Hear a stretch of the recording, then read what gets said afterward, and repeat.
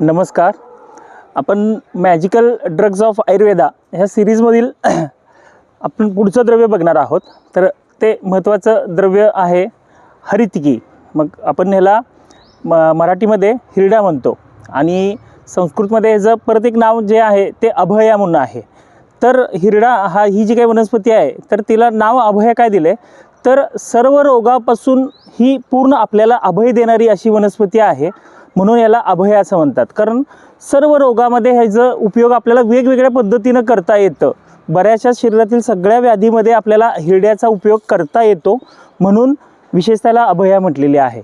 हे तर त्याच्यामध्ये पहिलं सगळ्यात महत्त्वाचं काय असेल तर त्रिफळा चूर्णातलं सगळ्यात महत्त्वाचं औषध कुठलं आहे तर हरितकी.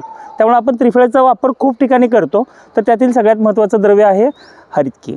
तर त्रिफळा हे सुद्धा रसायन म्हणून खूप उपयोगी पडतं. हे होतं तर ते रसायन कर्म कसं करतं किंवा हे करतं, तर तुम्ही रोज त्रिफळाचं चूर्ण रात्री तूप आणि मधावर घेतलं तर ते काम रसायन म्हणून होतं. हे होतं त्यामुळे रोज त्रिफळा चूर्ण तूप आणि मधावर घ्यावं, म्हणजे रसायन कर्म छान पद्धतीनं होतं.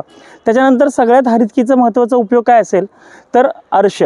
हे म्हणजे मूळव्याधामध्ये हरितकीचा उपयोग खूप छान पद्धतीनं करता येतो. रोज एक हिरडा जर फोडून खाल्ला तर मूळव्याध पूर्ण बरी होते. आणि मूळव्याध बरी झाल्यानंतर सुद्धा हिरड्याचं चूर्ण रेग्युलरली 5 ग्रॅम जर तुम्ही घेतलं तुपाबरोबर तर मूळव्याध परत होत नाही, हे होत नाही. त्याच्यानंतर आपल्याला मलावष्टंभ जर असेल किंवा हे असेल तर एकांतिक हिरडा पण वापरता येतो. हिरडा रोज कोमट पाणी आणि तुपाबरोबर घेतली तर पोट खूप छान पद्धतीनं साफ होतं. त्याच्यानंतर हिरड्याचंच एरण तेलामध्ये भर्जन करून गंधर्व हरितकी चूर्ण तयार केलं जातं. गंधर्व हरितकी चूर्ण तर मल साफ करण्यासाठी आणि बऱ्याच विकारामध्ये, म्हणजे ज्या विकाराचं जे मूळ कारण आहे ते पोट साफ न होणं, तर त्यामध्ये सुद्धा गंधर्व हरितकीच वापरावी, म्हणजे खूप पोट साफ होऊन आपले बरेचसेच विकार पूर्ण बरे होतात. त्याच्यानंतर पोटातील बरेचसेच विकार म्हणजे ग्रहणी आहे, तर त्यामध्ये कधी पोट साफ होतं, कधी पोट साफ होत नाही, किंवा कधी पातळ संडासला होतं, कधी घट संडासला होतं, तर त्या विकारामध्ये ग्रहणी म्हणतात. त्याच्यानंतर पोटामध्ये शेम पडणं म्हणजे चिकट शेम शौचाला होणं, तर त्याला प्रवाहिका म्हणतात.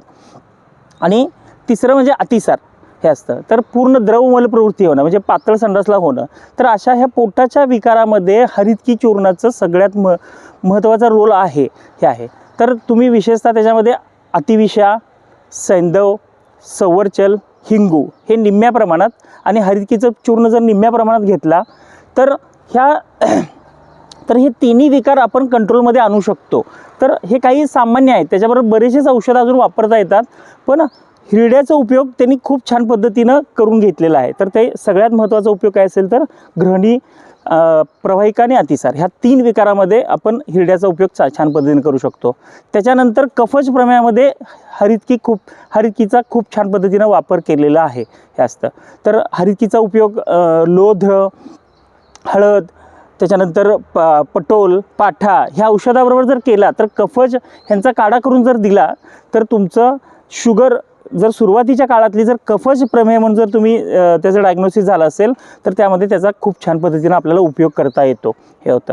त्याच्यानंतरचा जे उपयोग आहे तर ते नेत्ररोगामध्ये हरितकीचा खूप छान पद्धतीनं उपयोग केला गेलेला आहे हे आहे. तर त्याच्यामध्ये सुद्धा त्रिफळा खूप प्रमाणात वापरला जातो आणि हरितकीचा काढासुद्धा जर मधाबरोबर दिला तर आपल्या डोळ्यातला चष्म्याचा नंबर कमी येतो. त्याच्यानंतर नक्तांधरता म्हणजे रातआंधळेपणासुद्धा कमी करण्यासाठी त्याचा खूप छान पद्धतीनं उपयोग आपल्याला करता येतो. त्यामुळं डोळ्यांच्या विकारामध्ये सुद्धा आपल्याला हरितकीचा वापर आपण करू शकतो. त्याच्यानंतर म्हणजे तुम्ही जनरलाइजली जर विचार केला तर त्रिदोषग्न आहे, तर विशेषतः हरितकी जर तुम्ही सैंधवबरोबर वापरला तर कफाचे विकार आपल्याला कमी करता येतात हे असतात.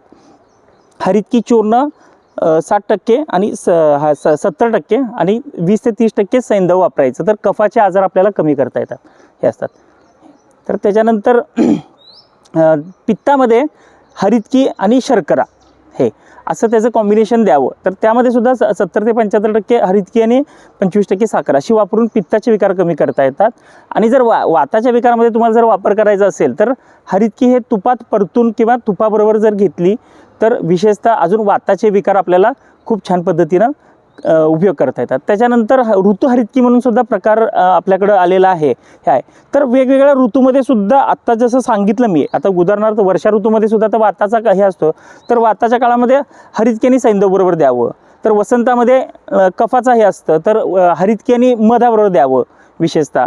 त्याच्यानंतर शरदमध्ये पित्ताचा हे असतो, तर त्याच्यामध्ये सुद्धा तुम्हाला हरितकी आणि साखर द्यावी. तर असं ऋतू हरितकीच्या अनुषंगानं सुद्धा आपल्याला वेगवेगळं, आता शिशु ऋतूमध्ये हरितकी चूर्ण आणि पिंपळी चूर्ण एकत्र द्यावे, म्हणजे कफ परत होणारच नाही वसंतामध्ये.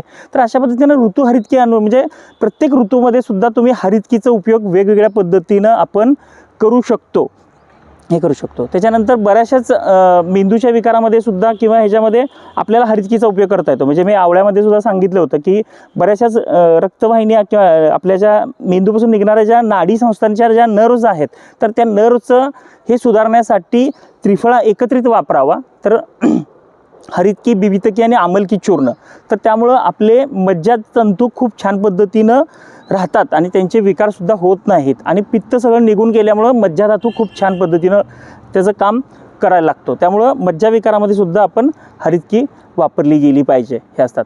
तर म्हणून विशेषतः ह्या सगळ्या वेगवेगळ्या विकारामध्ये आपण हरितकी खूप छान पद्धतीनं वापरतो. आणि सगळ्यात महत्त्वाचं, जसं मी त्रिफळाचं सांगितलं तसं हे हरितकी हे रसायन कर्म करतं.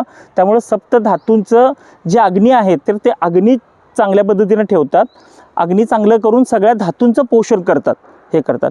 त्यामुळं हे वैशिष्ट्यपूर्ण जे औषध आहेत तर त्यातील सगळ्यात महत्त्वाचं हे हरितकी. त्यामुळं हरितकी वेगवेगळ्या पद्धतीने तुम्ही उपयोग सगळ्यांनी करावा. आणि अजून त्याचे बरेचसेच उपयोग आहेत ह्याच्यामध्ये, पण आपण जे सामान्यतः उपयोग आहेत ते सांगितले. आणि तुम्हाला कुठल्याही पद्धतीनं अजून काही माहिती पाहिजे असेल तर आमच्या विश्ववेद आयुर्वेदिक क्लिनिकला तुम्ही संपर्क करा आणि नक्की विचारा. नमस्कार.